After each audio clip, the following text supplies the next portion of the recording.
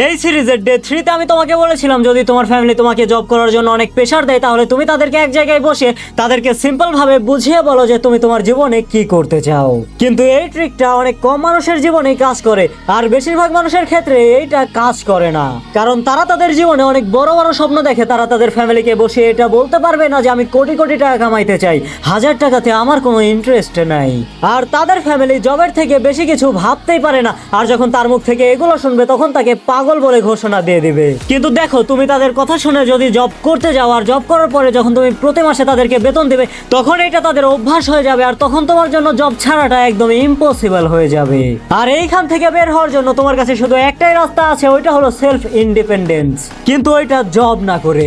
দেখো, যদি তুমি জব না করেও শুধু মাসে যদি তুমি 10,000 টাকাও কামাইতে পারো, যেটা দিয়ে তোমার খরচা চলে যাবে, তখন এই জিনিসটা তোমার কন্ট্রোল তোমার ফ্যামিলির হাত থেকে তোমার হাতে তুলে দেবে। আর যখনই তোমার হাতে কন্ট্রোল আসবে তখন তুমি কি করবে ওইটা তোমাকে ডে 5-এ বলা হবে।